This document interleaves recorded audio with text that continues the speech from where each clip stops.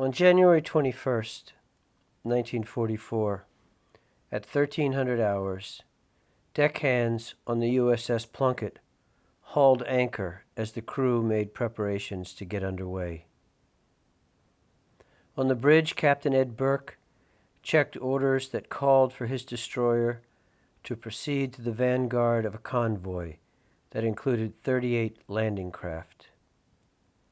In the forward fire room, water tender Jim Feltz lit the number 2 and number 4 boilers, readying the ship's power plant.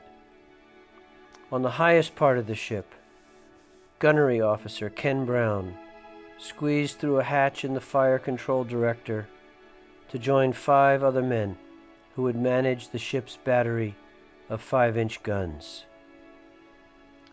And in the number 3 gun tub, John Gallagher leaned over the apron of the 20-millimeter gun he manned at general quarters and looked back into the convoy, wondering which of those landing craft carried his brother Frank, a medic in the 5th Army who'd be going ashore in the first wave.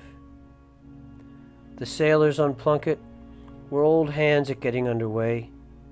They'd come into the war at Casablanca more than a year earlier and had been steaming toward the red-hot center of it ever since. They'd come under aerial assault for the first time at Gela in Sicily. After 36 straight hours at general quarters, they wrote in their diaries that it was a day they'd never forget. Soon enough, that day would become a day just like any other, and then they would get worse.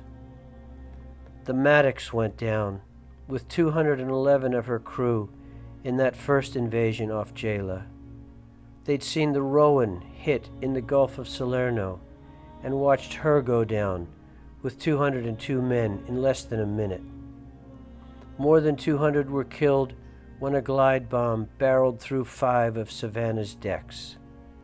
In October, a German sub torpedoed the destroyer Buck, killing 163, and Plunkett ran at flank speed for 2 hours to pick up survivors.